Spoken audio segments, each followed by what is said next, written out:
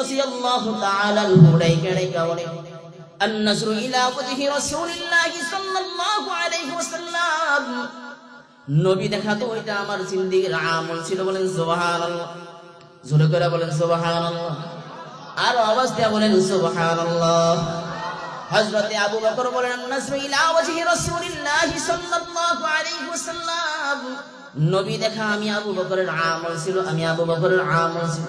আমাদের আমলটা এমন ছিল, আমরা যদি নবীর চেহারা না দেখতে পারি, নবীর চেহারা না দেখতে পারি, তাহলে আমাদের আর ঘুম হয় না রাতে। বলেন সুবহানাল্লাহ। এজন্য তো নবী যখন ইন্তেকাল করেন, নবী যখন ইন্তেকাল করে ফেলেন, দুনিয়ার জগৎ শেষ করে যখন বরজাখের দুনিয়ায় চলে যান, আল্লাহর নবী সাল্লাল্লাহু আলাইহি ওয়াসাল্লাম যখন মৃত্যুর বিছানায় শুয়ে যায়, এই খবরটা যখন মক্কার মধ্যে প্রচার প্রসার হইতে লাগলো যে নবী নাই, নবী নাই, নবী নাই, হযরতে ওমর নিজের তরবারি নিয়ে দাঁড়ায় গেছে আর বলে যে বলবে মক্কার মধ্যে নবী নাই, আমি ওমর তার সাথে তরবারি দিয়ে ফয়সালা করব। বলেন আল্লাহু আকবার। সবাই বলল ওমর তুমি কেন এত উত্তেজিত হয়ে গেলা? হযরতে আবু বকর ওমরকে ডাক দিয়ে বলে ওমর রে, তুমি কেন এত উত্তেজিত হয়ে গেলা বলো না ওমর। ওমর বলে নবী না, এটা আমার বিশ্বাস হয় না। কারণটা কি? বলে নবীর মুহাব্বত, নবীর প্রেম আমি ওমরের ভিতরে। বলেন সুবহানাল্লাহ। এত পরিমাণে নবীর প্রেম আর নবীর মুহাব্বত, হযরতে ওমর বলে নবী না, এটা আমার বিশ্বাস হয় না, এটা আমি সহ্য করতে পারি না, কারণ নবীকে আমি সবচেয়ে বেশি মহব্বত করি, ভালোবাসি। আবু বকর ডাইকা বলে, আবু বকর বলে নবী নাই, তুমি ওমর বেশি মহব্বত করো, আমরা কি মহব্বত করি না? আবু বকর দাঁড়ায়া ঘোষণা দিলেন, যারা আমার রবের ইবাদত করে তারা জাইনা নাও যে রব চিরঞ্জীব, আর যারা নবী মুহাম্মদের ইবাদত করে তারা জাইনা নাও নবী মরণশীল, নবীর মৃত্যুই হবে। অতএব এটা দ্বারা এটাই বুঝাইলাম যে সাহাবায়ে কেরামের মধ্যে নবীর প্রেম মহব্বত এত পরিমাণে ছিল যে নবী নাই এটা তাদের বিশ্বাসে হয় নাই। বলেন না সুবহানাল্লাহ। এটা তারা সহ্যই করতে পারে নাই। এজন্য সাহাবারা বলেন নবী না দেখলে আমরা পেরেশান হয়ে যাইতাম। নবীর দেখা না পাইলে আমরা কেমন পেরেশান হইতাম। হযরতে বেলাল হাফসি রাদিয়াল্লাহু তাআলা আনহু, একটা ঘটনা আছে যে নবী করিম সাল্লাল্লাহু আলাইহি ওয়াসাল্লাম যখন ওফাত হয়ে গেল, নবীজির ওফাত হওয়ার পর হযরতে বেলাল নিজের গাট্টি গোল করছেন, গাট্টি বানায়া আবু বকরের দরবারে যে হাজির হয়ে গেলেন। আবু বকরের দরবারে গিয়ে হাজির হয়ে বলেন, বেলাল, ও বেলাল বলো না কেন আসছো? হযরতে বেলাল বলেন, যে শহরে থাকলে পরে নবী দেখা যায় না, যে শহরে থাকলে নবীর দিদার লাভ হয় না, যে শহরে থাকলে নবীর মোলাকাত হয় না, ওই শহরে আমি বেলাল থাকবো না। বেলাল বড় মায়া করে চোখের পানি ফেলা বলতেছেন, আজকের পর থেকে আর নবী দেখা যাবে না, আমি বেলাল আর মক্কায় মদিনায় থাকবো না, আমি বেলাল চলে যাব। আবু বকর ডাইকা বেলালকে বলে, বেলাল, ও বেলাল, তুমি কি একাই নবীকে মহব্বত করো, আমরা কি মহব্বত করি না রে বেলাল? বেলাল বলে, হ্যাঁ তোমরা মহব্বত করো ঠিক, কিন্তু নবী নাই এটা তোমরা সহ্য করতে পারো, আমি বেলাল এটা সহ্য করতে পারি না। বেলাল ডাইকা বলে, আজকে যখন আমি আযান দিব তো আমার ইকামতিতে নবী ইমামতি করবে না, আজকের পর থেকে আর নবীর কণ্ঠে কোরআন শোনা হবে না, আজকের পর থেকে আর নবী আমাদেরকে জান্নাতের দিকে ডাকবে না, আজকের পর থেকে আর নবী আমাদেরকে সতর্ক করবে না, আজকের পর থেকে নবী আমাদেরকে আর জান্নাতের পথ দেখাবে না। হায়রে নবীর কণ্ঠ এত সুন্দর, নবীর কণ্ঠ আমরা না শুনলে পেরেশান হয়ে যাইতাম। আমাদের অবস্থাটা এমন হইতো, আমরা যখন পেরেশানির মধ্যে পড়ে যাইতাম, আমরা যখন মুসিবতের মধ্যে পড়ে যাইতাম, ফয়সালা স্বরূপ নবীর দরবারে যে হাজির হইতাম, সাহাবারা বলো আমাদের খিদা লাগছে, তো আমরা নবীর দরবারে যে হাজির, নবীর চেহারা দেখলে আমাদের ক্ষুধা নিবারণ হয়ে যায়। বলেন সুবহানাল্লাহ। সাহাবারা বলে নবীর চেহারা এত বরকত, নবীর চেহারার মধ্যে এত মধু, আমরা শুধুই নবীর দরবারে যে হাজির হইতাম, আর নবীর চেহারা তাকায়া তাকায়া দেখতাম আম্মা জান আয়েশা রাদিয়াল্লাহু তাআলা আনহাকে। মদিনার মেয়েরা প্রশ্ন করছেন, ও আম্মা জান বলেন না, শুনতে পাইলাম মিশরের মেয়েরা ইউসুফ নবীকে দেখা জুলাইখার বান্ধবীরা নিজের হাত কেটে ফেলছে। হ্যাঁ সত্য। মদিনার মেয়েরা প্রশ্ন করলো, তো আমাদের নবী কেমন সুন্দর ছিল একটু জানাতেন। আম্মা জান আয়েশা রাদিয়াল্লাহু তাআলা আনহা বলেন, ওই মিশরে নবী ইউসুফের জায়গায় যদি দু জাহানের বাদশা নবী মুহাম্মদুর রাসূলুল্লাহ থাকতো, তাহলে শুনে নাও মদিনার মেয়েরা, শুনে নাও, মদিনা ওই মিশরের মেয়েরা নিজের হাত কেটেছে। নবী মুহাম্মদ যদি মজমায় থাকতো, তাহলে তাদের নিজের হাত নয় গোটা শরীরটাই কেটে ফেলতো। বলেন সুবহানাল্লাহ। তাহলে বুঝেন নবীর চেহারা এত সুন্দর যে নবীর চেহারা দেখা মাত্র মিশরের মেয়েরা নিজের হাত পর্যন্ত কেটে দিত, শরীরটা কেটে ফেলতো। আম্মা জান আয়েশা রাদিয়াল্লাহু তাআলা আনহা হাদিসের মধ্যে বলেন, আম্মা জান আয়েশা বলেন, মানুষের প্রতিদিন সূর্য ওঠে পূর্ব আকাশে, দুনিয়ার মানুষের সূর্য ওঠে পূর্ব আকাশে, আবার সূর্য অস্ত যায় পশ্চিম আকাশে। আম্মা জান আয়েশা রাদিয়াল্লাহু তাআলা আনহা বলেন, দুনিয়ার মানুষের একটা সূর্য আছে যে সূর্য ওঠে পূর্ব আকাশে, আবার অস্ত যায় পশ্চিম আকাশে। আম্মা জান আয়েশা বলেন, আমার একটা সূর্য আছে, আমার সূর্যটা সকালে ওঠে না, আমার সূর্যটা প্রতিদিন এশার নামাজের পরে আমার ঘরে উঠিতে হয়। বলেন সুবহানাল্লাহ। আম্মা জান আয়েশা রাদিয়াল্লাহু তাআলা আনহা বলেন, নবীর চেহারা এত সুন্দর, নবীর চেহারা এত সুন্দর, নবীজি যখন প্রতিদিন এশার নামাজের পর আমার ঘরের মধ্যে আসে, নবীর চেহারার নূরের আলোতে আমার ঘরটা আলোকিত হয়ে যায়। বলেন সুবহানাল্লাহ। আম্মা জান আয়েশা রাদিয়াল্লাহু তাআলা আনহা বলেন, আমি একবার সুই দিয়া সেলাইয়ের কাজ করতেছিলাম, সুই দিয়া যখন সেলাইয়ের কাজ করতেছিলাম, আম্মা জান আয়েশা রাদিয়াল্লাহু তাআলা আনহা বলেন, হঠাৎ করে আমার হাত থেকে সুইটা জমিনের মধ্যে পড়ে যায়। আমি সুইটা তালাশ করতে করতে আমার যে কপি ছিল, আমার যে চিরাগ ছিল, সেই চিরাগটা বন্ধ হয়ে যায়। আম্মা জান আয়েশা রাদিয়াল্লাহু তাআলা আনহা বলেন, আমি অপেক্ষায় রইলাম কখন দু জাহানের বাদশা নবী মুহাম্মদ আমার ঘরে আসবে। আমার স্বামী নবী মুহাম্মদ যখন আমার ঘরের মধ্যে আসলো, নবীর চেহারার আলো এত সুন্দর, এত সুন্দর, নবীর চেহারার আলোতে আমি আমার সুইটাকে খুঁটির কর্নারে পড়তে দেখলাম। বলেন সুবহানাল্লাহ। দুনিয়াদারি ভালো লাগে না, আহারি নিদিরা ভালো লাগে না, ভালো লাগে শুধু ইল্লাল্লাহ, লা ইলাহা ইল্লাল্লাহ, লা ইলাহা ইল্লাল্লাহ। জবান খুলে একটা জবান যেন বন্ধ না থাকে। লা ইলাহা ইল্লাল্লাহ, লা ইলাহা ইল্লাল্লাহ, লা ইলাহা,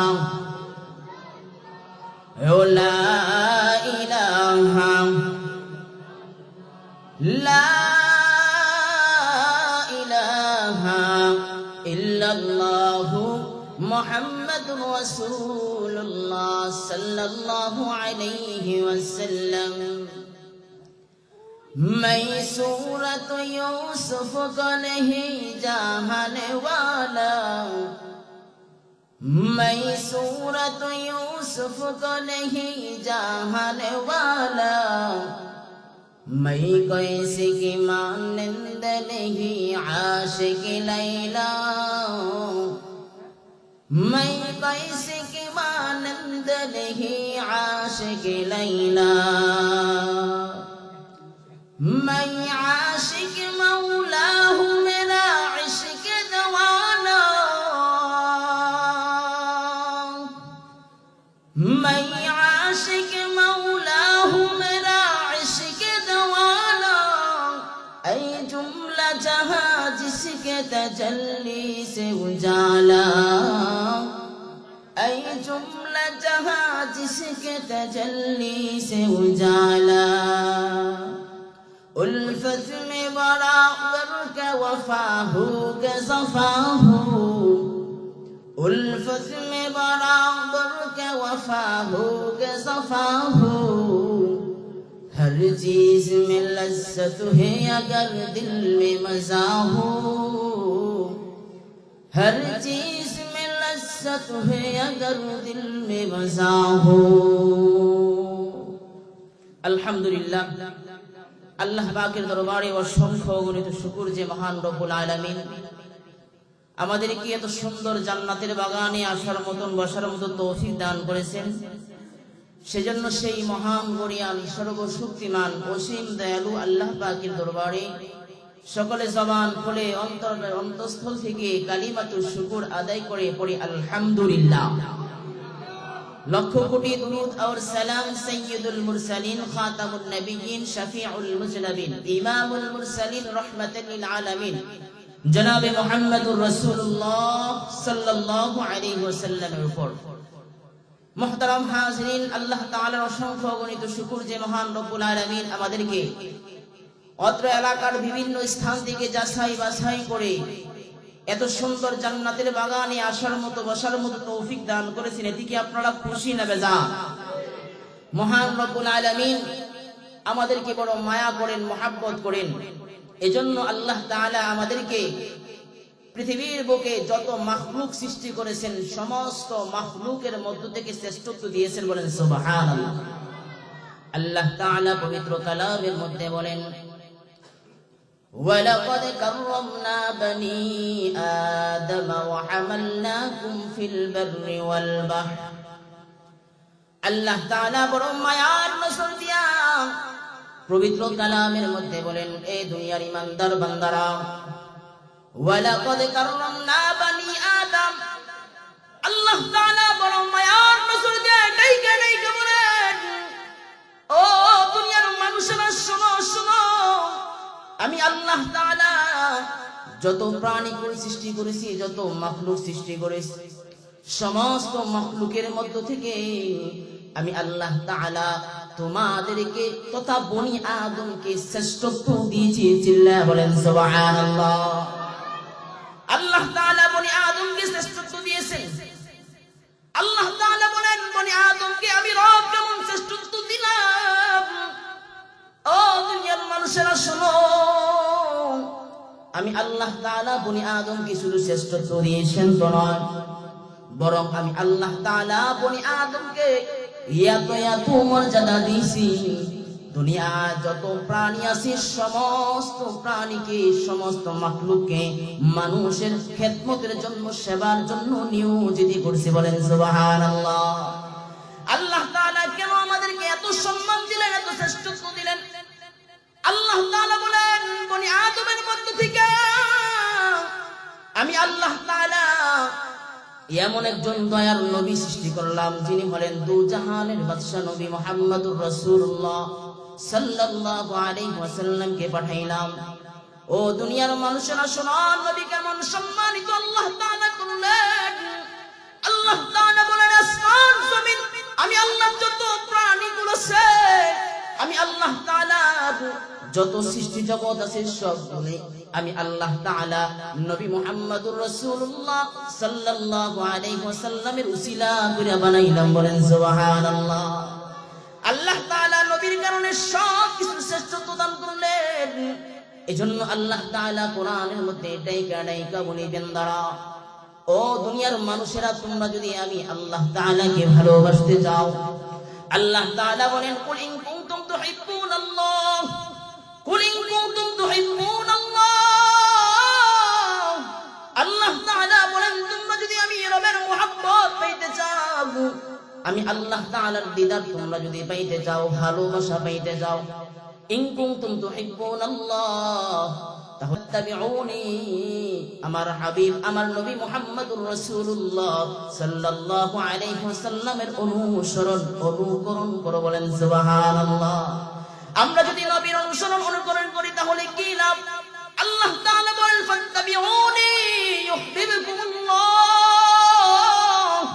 ও দুনিয়ার মানুষেরা তোমরা শুনে নাও, তোমরা যদি আমার হাবিব, আমার পয়গম্বর, আমার রাসূলের অনুসরণ অনুকরণ করো বান্দা, তাহলে কি লাভ কি ফায়দা তোমরা শুনে নাও। ফাত্তাবিউনি ইউহিব্বুকুমুল্লাহ, তাহলে আমি রব আরশ থেকে তোমাদেরকে মুহাব্বত করব। চিল্লায়ে বলেন সুবহানাল্লাহ। আল্লাহ তাআলা আরশ থেকে তোমাকে মুহাব্বত করবে, তোমাকে ভালোবাসবে। কারণটা কি বলে আমি আর আপনি যদি নবীকে ফলো করতে পারি, কথা বলেন ঠিক কি না? নবীকে যত বেশি মুহাব্বত করবেন, নবীকে যত বেশি ফলো করবেন, নবীকে যত বেশি অনুকরণ করবেন, আল্লাহ তাআলা বলেন আমি আমার বান্দাকে তত বেশি মুহাব্বত আর ভালোবাসবো। বলেন সুবহানাল্লাহ। এই বান্দা তাহলে বোঝা যায় নবীকে মুহাব্বত করলে রবের ভালোবাসা পাওয়া যায়। বলেন ঠিক কি না? যদি রবের মুহাব্বত পাইতে চাও, রবের দিদার তোমরা যদি পাইতে চাও, তাহলে আল্লাহ তাআলা ফর্মুলা দিয়ে দিয়েছেন নবীকে মুহাব্বত। এজন্য সাহাবায়ে কেরাম নবীকে মুহাব্বত করছেন, ভালোবাসেন। সাহাবায়ে কেরাম নবীকে কেমন মুহাব্বত করছেন, কেমন ভালোবাসেন। হযরত হানজালা রাদিয়াল্লাহু তাআলা আনহুর ইতিহাস যদি আপনাদেরকে শোনাই, হযরত হানজালা রাদিয়াল্লাহু তাআলা আনহু সবে মাত্র বিবাহ বন্ধনে আবদ্ধ হইলেন। হযরত হানজালা রাদিয়াল্লাহু তাআলা আনহু বিবাহ বন্ধনে আবদ্ধ হওয়ার পর নবীর দরবারে এসে হাজির হয়ে গেলেন। ওদিক দিয়ে যুদ্ধের দামামা বেজে যায়। আল্লাহর নবীর কাছে হানজালা এসে উপস্থিত হয়ে যায়, বলে ইয়া রাসূলুল্লাহ, ইয়া হাবিবাল্লাহ, আমি যুদ্ধের ময়দানে যেতে চাই।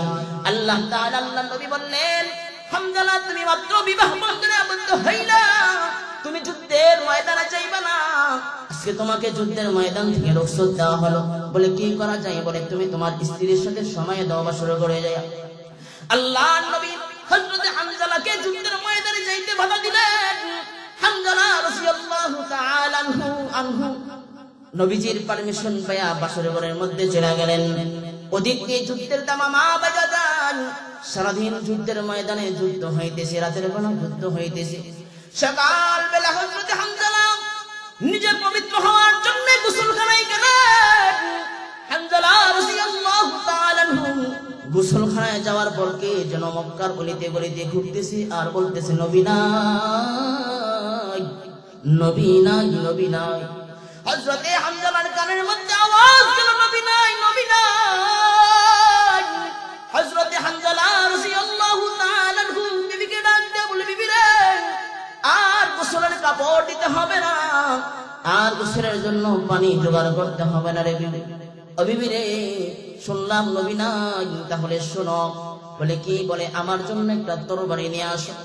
বলে কেন? বলে তরবারি নিয়ে আসো, যেই নবীর জন্য আমার জীবন, যেই নবীর জন্য আমার মরণ, যেই নবীর জন্য আমার সব কিছু, যদি আমি আজকে বিবাহের ময়দানে থেকে যাই, বিবাহের ঘরের মধ্যে থেকে যাই, বাসর ঘরে থেকে যাই, এই অবস্থায় যদি শুনতে পাইলাম নবী নাই, তো আমি হানজালা বেঁচে থেকে কি লাভ? কারণ আমি হানজালা তো নবীর জন্যই বেঁচেছিলাম। বলেন আল্লাহু আকবার। সাহাবীর অন্তরের মধ্যে ঈমানের পাওয়ার ঈমান।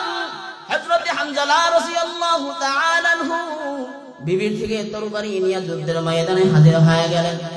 নাপাক অবস্থায় যুদ্ধ করতেছেন।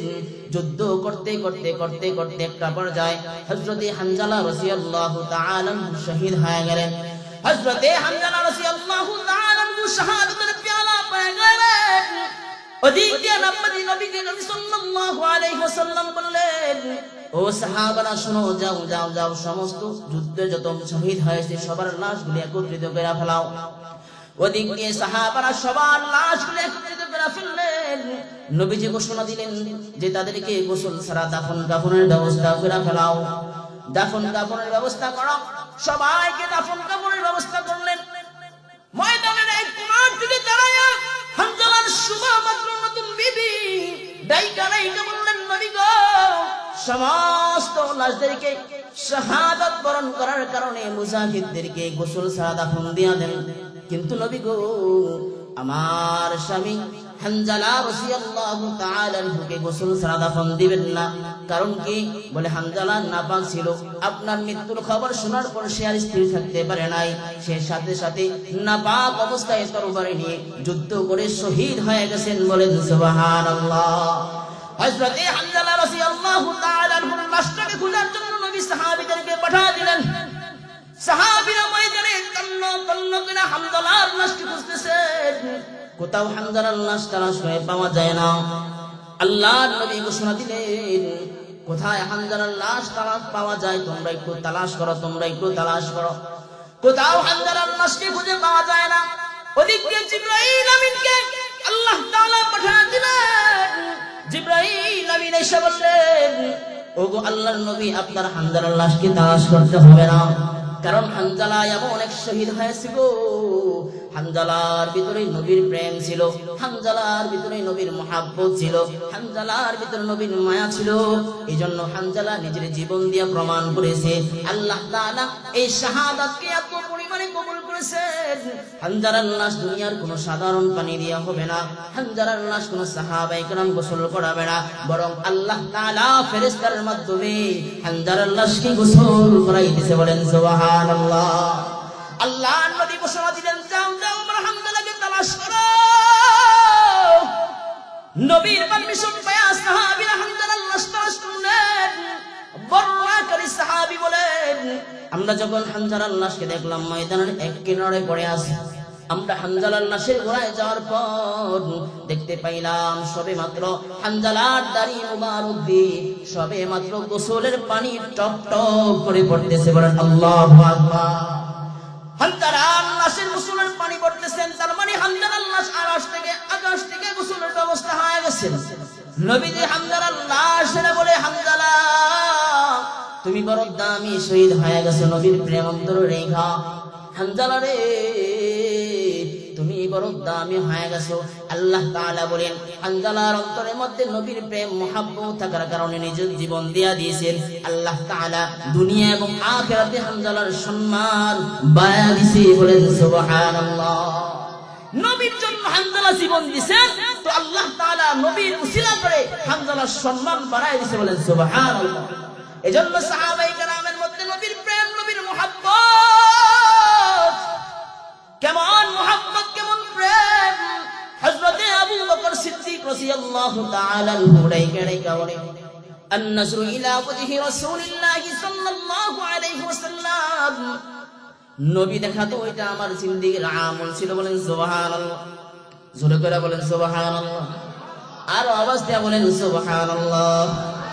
হযরতে আবু বকর বলেন, আন-নাজরু ইলা ওয়াজহি রাসূলিল্লাহি সাল্লাল্লাহু আলাইহি ওয়াসাল্লাম, নবী দেখা আমি আবু বকরের আমল ছিল, আমি আবু বকরের আমল ছিল। আমাদের আমলটা এমন ছিল, আমরা যদি নবীর চেহারা না দেখতে পারি, নবীর চেহারা না দেখতে পারি, তাহলে আমাদের আর ঘুম হয় না রাতে। বলেন সুবহানাল্লাহ। এজন্য তো নবী যখন ইন্তেকাল করে ফেলেন, দুনিয়ার জগৎ শেষ করে যখন বরজাখের দুনিয়ায় চলে যান, আল্লাহর নবী সাল্লাল্লাহু আলাইহি ওয়াসাল্লাম যখন মৃত্যুর বিছানায় শুয়ে যায়, এই খবরটা যখন মক্কার মধ্যে প্রচার প্রসার হইতে লাগলো যে নবী নাই, নবী নাই, নবী নাই। হযরতে ওমর নিজের তরবারি নিয়ে দাঁড়ায় গেছে আর বলেছে, বলবে মক্কার মধ্যে নবী নাই, আমি ওমর তার সাথে তরবারি দিয়ে ফয়সালা করব। বলেন আল্লাহু আকবার। সবাই বলল, ওমর তুমি কেন এত উত্তেজিত হয়ে গেলা? হযরতে আবু বকর ওমরকে ডাক দিয়ে বলে, ওমর রে, তুমি কেন এত উত্তেজিত হয়ে গেলা বলো না ওমর। ওমর বলে, নবী না, এটা আমার বিশ্বাস হয় না। কারণটা কি? বলে নবীর মুহাব্বত, নবীর প্রেম আমি ওমরের ভিতরে। বলেন সুবহানাল্লাহ। এত পরিমাণে নবীর প্রেম আর নবীর মুহাব্বত। হযরতে ওমর বলে, নবী না, এটা আমার বিশ্বাস হয় না, এটা আমি সহ্য করতে পারি না, কারণ নবীকে আমি সবচেয়ে বেশি মহব্বত করি, ভালোবাসি। আবু বকর ডাইকা বলে, আবু বকর বলে, নবী নাই, তুমি ওমর বেশি মহব্বত করো, আমরা কি মহব্বত করি না? আবু বকর দাঁড়ায়া ঘোষণা দিলেন, যারা আমার রবের ইবাদত করে তারা জাইনা নাও যে রব চিরঞ্জীব, আর যারা নবী মুহাম্মদ ইবাদত করে তারা জাইনা নাও নবী মরণশীল, নবীর মৃত্যুই হবে। অতএব এটা তো এটাই বুঝাইলাম যে সাহাবায়ে কেরামের মধ্যে নবীর প্রেম মহব্বত এত পরিমাণে ছিল যে নবী নাই এটা তাদের বিশ্বাসে হয় নাই। বলেন না সুবহানাল্লাহ। এটা তারা সহ্যই করতে পারে নাই। এজন্য সাহাবারা বলেন, নবী না দেখলে আমরা পেরেশান হয়ে যাইতাম। নবীর দেখা না পেলে আমরা কেমন পেরেশান হইতাম। হযরতে বেলাল হাফসি রাদিয়াল্লাহু তাআলা আনহু একটা ঘটনা আছে যে নবী করিম সাল্লাল্লাহু আলাইহি ওয়াসাল্লাম যখন ওফাত হয়ে গেল, নবীজির ওফাত হওয়ার পর হযরতে বেলাল নিজের গাড়ি গোল করছেন। গাড়ি বানায়া আবু বকরের দরবারে যে হাজির হয়ে গেলেন। আবু বকরের দরবারে গিয়ে হাজির হয়ে বলেন, বেলাল, ও বেলাল, বলো না কেন আসছো? হযরতে বেলাল বলেন, যে শহরে থাকলে পরে নবী দেখা যায় না, যে শহরে থাকলে নবীর দিদার লাভ হয় না, যে শহরে থাকলে নবীর মোলাকাত হয় না, ওই শহরে আমি বেলাল থাকবো না। বেলাল বড় মায়া করে চোখের পানি ফেলা ফেলা বলতেছেন, আজকের পর থেকে আর নবী দেখা যাবে না। আমি বেলাল আর মক্কায় মদিনায় থাকবো না, আমি বেলাল চলে যাব। আবু বকর ডাইকা বেলালকে বলে, বেলাল, ও বেলাল, তুমি কি একাই নবীকে মহব্বত করো? আমরা কি মহব্বত করি না রে বেলাল? বেলাল বলে, হ্যাঁ তোমরা মহব্বত করো ঠিক, কিন্তু নবী নাই এটা তোমরা সহ্য করতে পারো, আমি বেলাল এটা সহ্য করতে পারি না। বেলাল ডাইকা বলে, আজকে যখন আমি আযান দিব তো আমার ইকামতিতে নবী ইমামতি করবে না। আজকের পর থেকে আর নবীর কণ্ঠে কোরআন শোনা হবে না। আজকের পর থেকে আর নবী আমাদেরকে জান্নাতের দিকে ডাকবে না। আজকের পর থেকে আর নবী আমাদেরকে সতর্ক করবে না। আজকের পর থেকে নবী আমাদেরকে আর জান্নাতের পথ দেখাবে না। হায়রে, নবীর কণ্ঠ এত সুন্দর, নবীর কণ্ঠ আমরা না শুনলে পেরেশান হয়ে যাইতাম। আমাদের অবস্থাটা এমন হইতো, আমরা যখন পেরেশানির মধ্যে পড়ে যাইতাম, আমরা যখন মুসিবতের মধ্যে পড়ে যাইতাম, ফায়সালা স্বরূপ নবীর দরবারে যে হাজির হইতাম, সাহাবারা বলো আমাদের খিদা লাগছে, তো আমরা নবীর দরবারে যা হাজির। নবীর চেহারা দেখলে আমাদের ক্ষুধা নিবারণ হয়ে যায়, বলেন সুবহানাল্লাহ। সাহাবারা বলে নবীর চেহারা এত বরকত, নবীর চেহারার মধ্যে এত মধু, আমরা শুধুই নবীর দরবারে যে হাজির হইতাম আর নবীর চেহারা তাকায়া দেখতাম।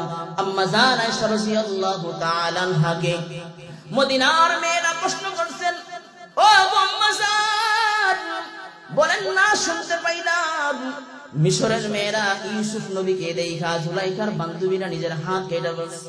হ্যাঁ সত্য। মদিনার মেয়েরা প্রশ্ন করলো, তো আমাদের নবী কেমন সুন্দর ছিল একটু জানেন?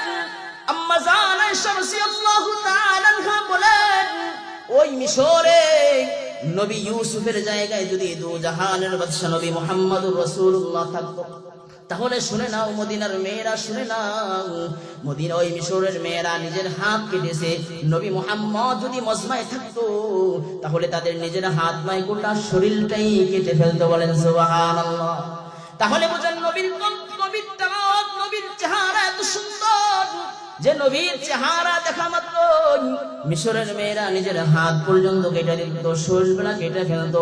আম্মা জান আয়েশা রাদিয়াল্লাহু তাআলা আনহা হাদিসের মধ্যে বলেন, আম্মা জান আয়েশা বলেন, মানুষের প্রতিদিন সূর্য ওঠে পূর্ব আকাশে, দুনিয়ার মানুষের সূর্য ওঠে পূর্ব আকাশে, আবার সূর্য অস্ত যায় পশ্চিম আকাশে।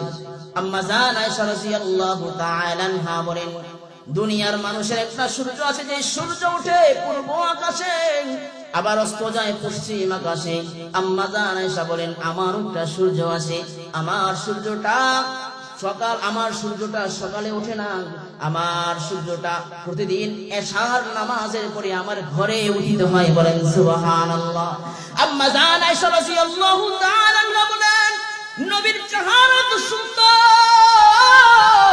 নবীর চেহারা এত সুন্দর, নবীজি যখন প্রতিদিন এশার নামাজের পর আমার ঘরের মধ্যে আসে, নবীর চেহারার নূরের আলোতে আমার ঘরটা আলোকিত হয়ে যায়, বলেন সুবহানাল্লাহ। আম্মা জান আয়েশা রাদিয়াল্লাহু তাআলা আনহা বলেন, আমি একবার সুই দিয়ে সেলাইয়ের কাজ করতেছিলাম, সুই দিয়ে যখন সেলাইয়ের কাজ করতেছিলাম, আম্মা জান আয়েশা রাদিয়াল্লাহু তাআলা আনহা বলেন, হঠাৎ করে আমার হাত থেকে সুইটা জমিনের মধ্যে পড়ে যায়। আমি সুইটা তালাশ করতে করতে আমার যে কপি ছিল, আমার যে চেরাগ ছিল, সেই চেরাগটা বন্ধ হয়ে যায়। আম্মা জান আয়েশা রাদিয়াল্লাহু তাআলা আনহা বলেন, আমি অপেক্ষায় রইলাম তখন দু জাহানের বাদশা নবী মুহাম্মদ আমার ঘরে আসে। আমার স্বামী নবী মুহাম্মদ যখন আমার ঘরের মধ্যে আসলো, নবীর চেহারার আলো এত সুন্দর, এত সুন্দর। নবীর চেহারার আলোতে আমি আমার সুইটাকে খুঁটির কর্নারে পড়তে দেখলাম। বলেন সুবহানাল্লাহ। তাহলে বুঝেন নবীর চেহারা কত সুন্দর, নবীর চেহারা কত সুন্দর, নবীর আখলাক কত চমৎকার সুন্দর। হযরতে বেলাল ডাইকা বলেন যে নবী নাই, আমি আর নবীর শহরে থাকবো না। আবু বকরকে অনুমতি নিয়ে নেন। আল্লাহর নবী সাল্লাল্লাহু আলাইহি ওয়াসাল্লাম সাহাবী হযরতে বেলাল নিজের গাড়ি বানায় এখন সিরিয়ার উদ্দেশ্যে রওনা দেয়। সিরিয়ার মধ্যে 6 মাস অবস্থান করে। নবী নাই, নবীর বিরহে বেলাল বারবার ধুকে ধুকে নবীর জন্য কান্না করে, নবীর জন্য চোখের পানি ফেলায়, নবীর জন্য চোখের পানি ফেলায়। এই উম্মত তোমাদেরকে বলে যান, বলো না তোমরাও তো নবীর উম্মত, বলো না নবীর জন্য কতবার তোমাদের চোখের পানি ঝরছে। হিসাব করলে দেখা যাবে নবীর জন্য একবার আমরা চোখের পানি ফেলাইতে পারি নাই। কথা বলেন ঠিক কিনা? নবীর আশিক আমরা দাবি করি, কিন্তু নবীর জন্য আমাদের ওই পরিমাণ মায়া নাই যে পরিমাণ সাহাবীদের ছিল। নবীর জন্য আমাদের অত পরিমাণে মায়া লাগে না, হয় না? নবীর জন্য সাহাবীরা জীবন দিয়ে দিয়েছেন।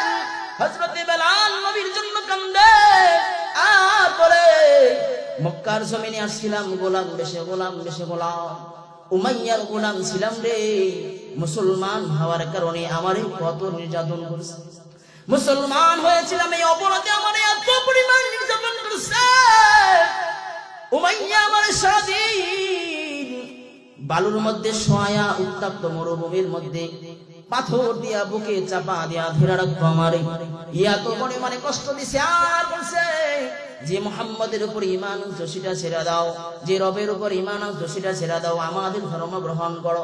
বেলাল বলেন, আমি যে রবের উপর ঈমান আনছি, আমি যেই মনিবের উপর ঈমান আনছি, আমি যেই নবীর হাতে কালিমা পড়া মুসলমান হয়েছি রে, আমি নবীর হাতে কালিমা পড়ার পর আমার অন্তরের মধ্যে নবীর ব্যাপারে এত মায়া, আমার অন্তরে আমার রবের প্রতি এত মায়া, আমি বেলাল নিজের জীবন দিতে প্রস্তুত। আমি আমার নবীর হাতে কালিমা রেখে মুসলমান হয়েছি, সেটা ছাড়তে পারবো না। বলেন সুবহানাল্লাহ। হযরতে বেলাল নিজের জীবন দিয়ে দিবে তো রবের উপর যে কালিমা পড়ছে সেটা ছাড়বে না। হায়রে বেলাল নবীর জন্য এত পাগল, রবের জন্য এত পরিমাণে পাগল। উমাইয়া ডাইকা বলে, বেলাল রে, তুমি যদি তোমার রবের উপর কালিমা পড়া বন্ধ না করো তাহলে তোমার জিহ্বার মধ্যে পেরাক লাগায়া দেওয়া হবে। বেলাল নিজের জিহ্বা বের করে দিছিল, বলছে উমাইয়া আমার জিহ্বা কেন, আমার কলিজাও যদি কাইটা দাও এরপরও আমি আমার জবান দিয়ে রবের নাম ডাকা বন্ধ করব না। বলেন সুবহানাল্লাহ। উমাইয়া ডাইকা বলে, আরে উমাইয়া, আমি যে নবীর উপর ঈমান আনলাম, তুমি যদি আমাকে শহীদ করে দাও এরপরও আমি নবীর উপর থেকে ঈমান সরাইতে পারবো না। বলেন সুবহানাল্লাহ। বেলাল বলে, গোলাম বেশি মদিনায় আসলাম, প্রতিদিন নির্যাতন সহ্য করলাম, নবীর মুয়াজ্জিন হিসাবে নিজের জীবনটাকে বিলায়া দিলাম, নবীর জন্য নিজের জীবনটা দিয়ে দিলাম। আজকে নবী নাই, আমি আর শহরে থাকবো না। উমাইয়া বেলাল সিরিয়ার মধ্যে চলে গেলেন।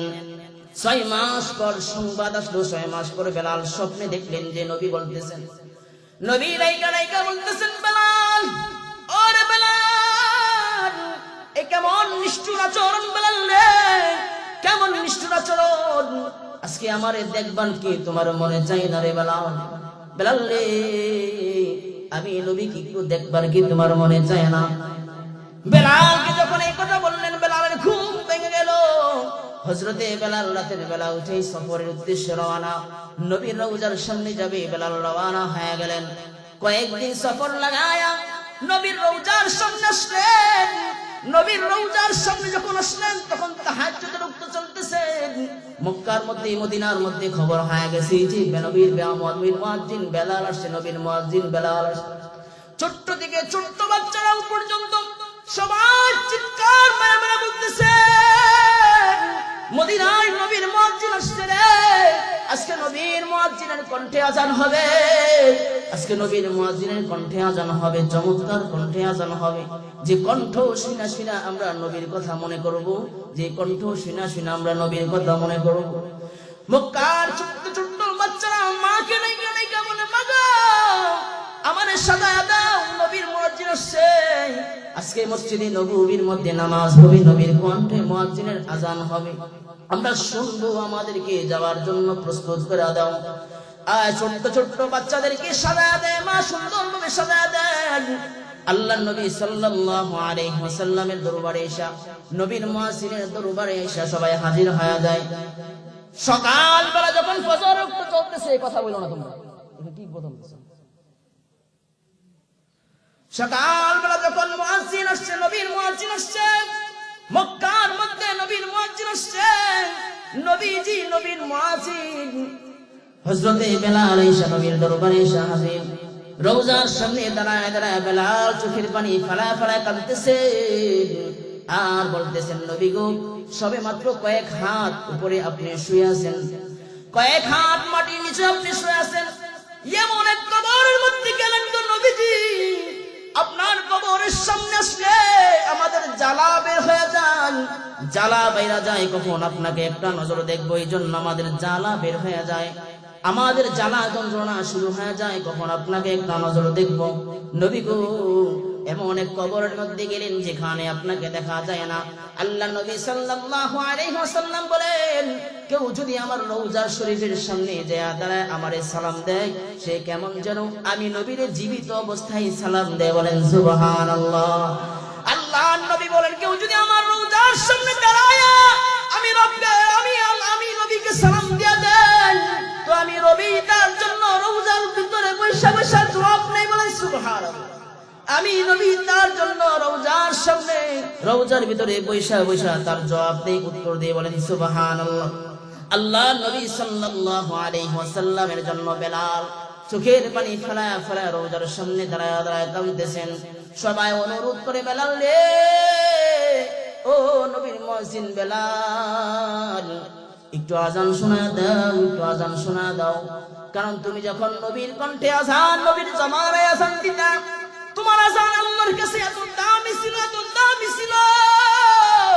একদিন যখন তুমি মদিনার মধ্যে আজান বন্ধ করে দিয়েছো, তো তোমার আজান না দেওয়ার কারণে আল্লাহ তাআলা সূর্যকে ওঠা বন্ধ করে দিয়েছে। বলেন সুবহানাল্লাহ। আল্লাহ তাআলা সূর্য ওঠা বন্ধ করে দিয়েছে। আল্লাহ তাআলা তোমার আওয়াজটাকে এত পরিমাণে পছন্দ করছে। বেলাল রে, একটু আজান দাও, একটু আজান দাও। বেলাল বলে, না না না, আমি আজান দিব না, কারণ আজকে আমি আজান দিব, কিন্তু আজকে আজানের পরে নবী আসবে না, নবী ইমামতি করবে না, আমি আজান দিতে পারবো না। সবাই বুঝবো না, বেলাল কারো কথা শুনবে না। বেলাল শুধু নবীর দুইজন আপন কলিজার টুকরা নাতি হাসান এবং হুসাইনের কথা শুনবে, আর কারো কথা শুনবে না। কারণটাকে বলে, নবীর মুয়াজ্জিন শুধুমাত্র হাসান এবং হুসাইনকে মহাব্বত করে, কলিজা থেকে মহাব্বত করে। কারণটা কি? বলে, নবী তার নাতিদেরকে সবচাইতে বেশি মহাব্বত করতো, ঠিক কিনা বলে?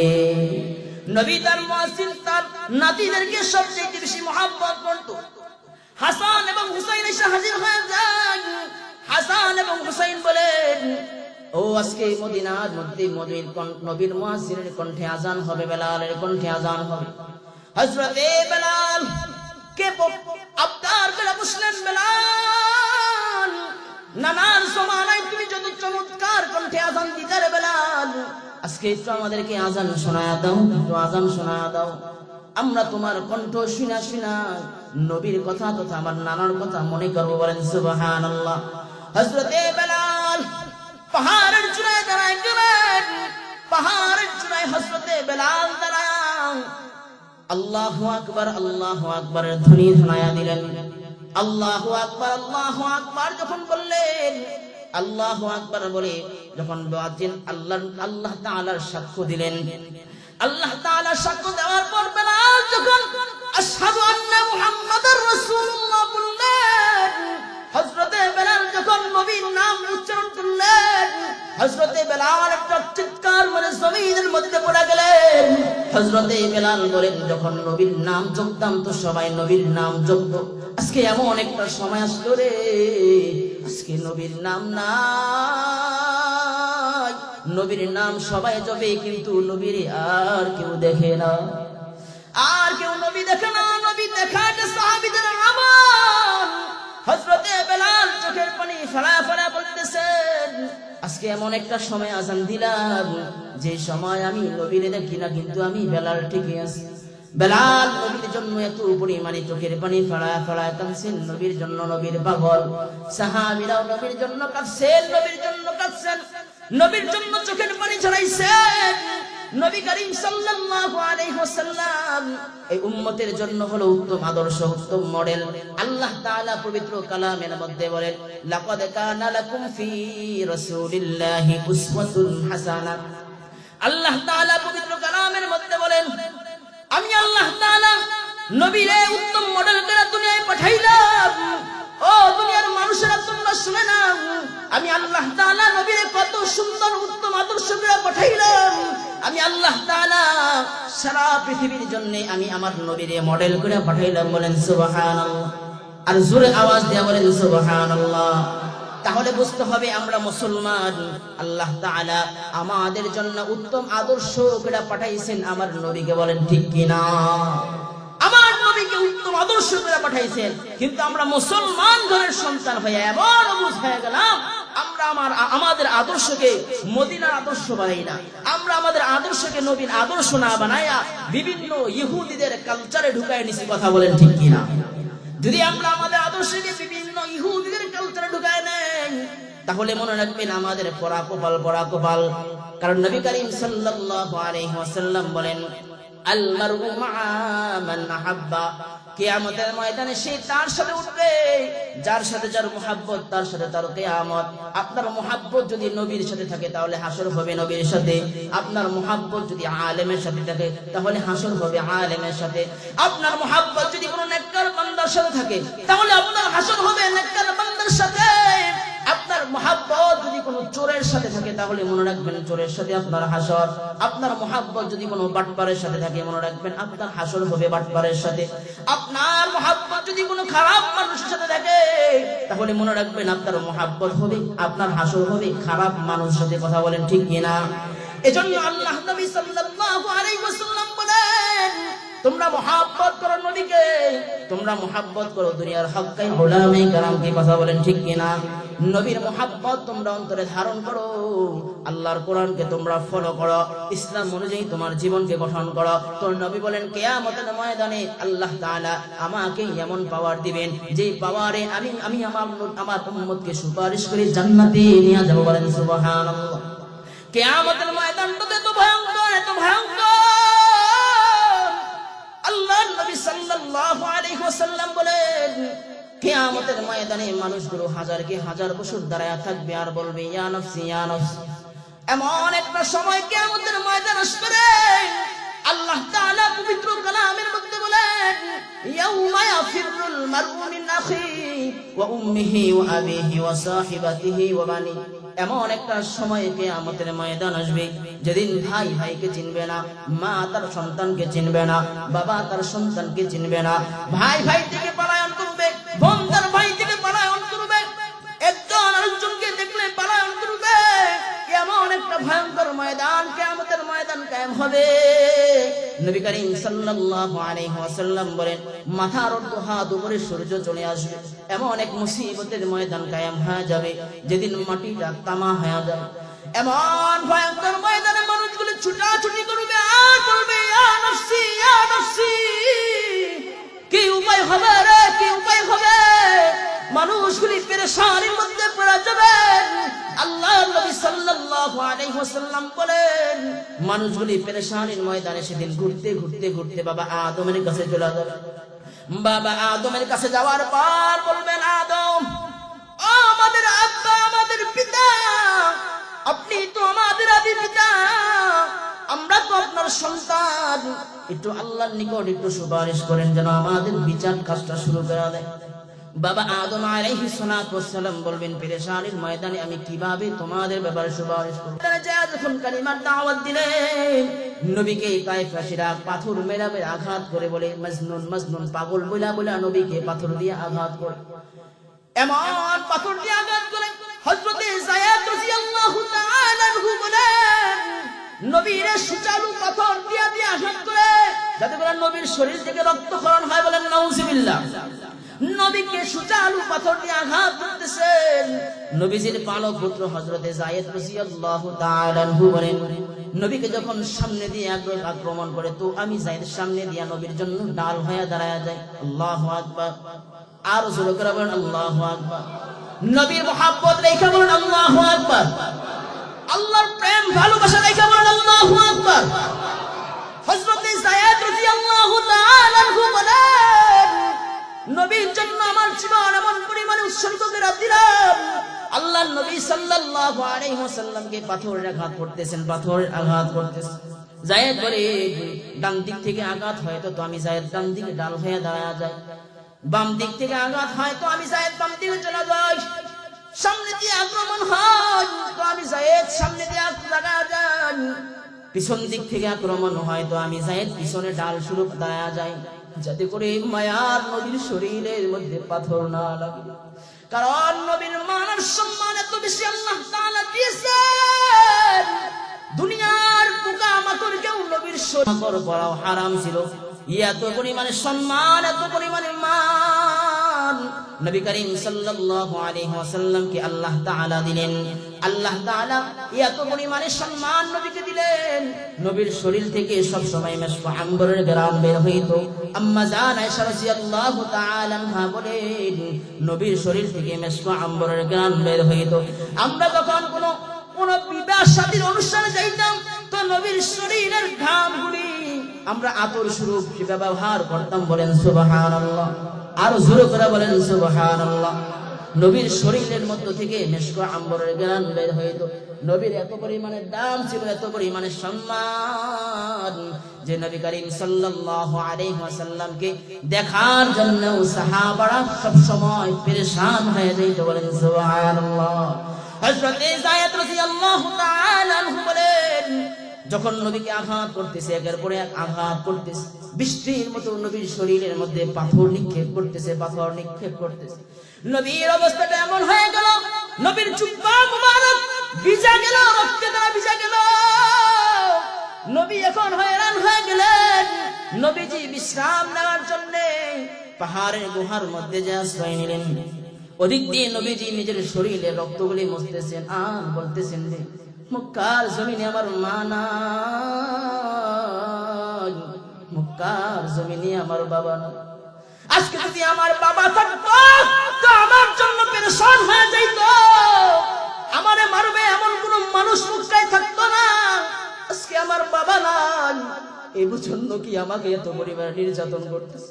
আজকে আমার দাদা নাই, দাদা যদি থাকতো তাহলে মক্কার এমন কোন মানুষ ছিল না যে নবীর শরীরের মধ্যে আঘাত করবে।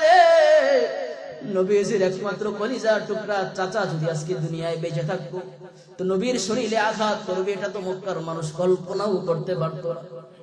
আজকে নবীজির মা নাই, নবীজির বাবা নাই, নবীজির চিৎকার মাইরা মারা কান্না করে আর বলে, আমার বিবি যদি খাদিজাতুল কুবরা রাদিয়াল্লাহু তাআলা আনহা থাকতো রে, তাহলে আজকে মক্কার জমিনে আমার নির্যাতন সহ্য করতে হইতো না, তারা আমার বিপদের সময় আগায় আসতো।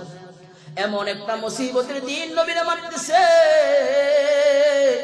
যে মুসিবতের দিন নবীর ঢাল স্বরূপ কেউ নাই, কেউ নাই, কেউ নাই। নবীরে আঘাত করতেছে, নবীরে আঘাত করতেছে, নবীকে আঘাত করতে। হযরতে যায়েদ বলে, নবীজি তার শরীর থেকে রক্ত মুছে আর বলে, রক্ত রে, এই রক্তকে আল্লাহ তাআলা এত দামি বানায়া দিয়েছে, এই রক্ত যদি জমিনের মধ্যে পড়ে তো জমিন মানুষের জন্য হারাম হয়ে যাবে। আল্লাহ নবী সাল্লাল্লাহু আলাইহি ওয়াসাল্লাম চোখের পানি ফেলা ফেলা কাঁদতেছে। আল্লাহ তাআলা জিবরাইল আমিনকে পাঠিয়ে দিলেন। জিবরাইল আমিন এসে বললেন, হাবিব, আল্লাহ তাআলা পারমিশন দিয়েছেন, যদি আপনি হুকুম করেন, আপনি যদি বলেন আল্লাহর হুকুমে আমি দুই পাহাড়ের চিপায় ফলায়া তায়েফবাসীকে ধ্বংস করে দেব। আল্লাহ তাআলা আল্লাহর নবী সাল্লাল্লাহু আলাইহি ওয়াসাল্লাম জিবরাইলকে ডাইকা ডাইকা বলে, জিবরাইল রে, আমি তো আমার উম্মতের জন্য গজব স্বরূপ আসি না, আমি তো দুনিয়ায় আসছি আমার উম্মতের জন্য রহমত স্বরূপ। আল্লাহু আকবার। আমি তো আমার উম্মতের জন্য রহমত শুরু করছি রে। আমি যদি জানি যদি আমার উম্মতের জন্য বদদুয়া করে তো আল্লাহ তাআলা ধ্বংস করে দিবে, কিন্তু না রে জিবরাইল, আমি আমার উম্মতের জন্য হেদায়েতের দোয়া করে গেলাম। যে উম্মতরা আমার আজকে নির্যাতন করে আঘাত করে রক্ত ঝরাইছে, এমন একটা সময় আসবে এরাই আমার জন্য আল্লাহর জন্য দ্বীনের জন্য নিজের জীবনটা উৎসর্গ করে দিবে। বলেন সুবহানাল্লাহ। ঠিকই দেখা গেল আল্লাহর নবী দোয়া করে গেছেন, তায়েববাসীরা নবীর জন্য একটা সময় যুদ্ধের ময়দানে নিজের জীবন দিয়ে দিয়েছেন। আল্লাহর নবী সাল্লাল্লাহু আলাইহি ওয়াসাল্লাম বলেন, যুগে যুগে আমি ইসলামের জন্য মের খেয়েছি, আমি এমন পরিমাণ নির্যাতন সহ্য করেছি, যুগে যুগে আমি দেশান্তরিত হয়েছি, শিয়াবে আবি তালেবের মধ্যে বন্দী ছিলাম, বহু কষ্ট নির্যাতন করেছি, এরপরেও আমি উম্মতের জন্য বদদুয়া করি নাই। বলেন সুবহানাল্লাহ। অতীত বোঝা যায় নবী করিম সাল্লাল্লাহু আলাইহি ওয়াসাল্লাম দুনিয়ার জমিনে আমাদের জন্য রহমত শুরু করছে না গজব শুরু? জোরে করে বলেন, রহমত শুরু করছে। এজন্য ভাইরা আমার, আপনাদের কাছে একটা মেসেজ থাকবে, একটা অনুরোধ থাকবে যে আপনারা দুনিয়ার জমিনে যতদিন বাঁচায় রাখেন নবীর সুন্নতকে ফলো করবেন তো ইনশাআল্লাহ আল্লাহ তাআলা আমাদের হায়াতের জিন্দেগিতে নবী করিম সাল্লাল্লাহু আলাইহি ওয়াসাল্লামের অনুকরণ করে জীবন পরিচালনা করার তৌফিক দান করুন। সকলে জবান করে বলেন আমিন।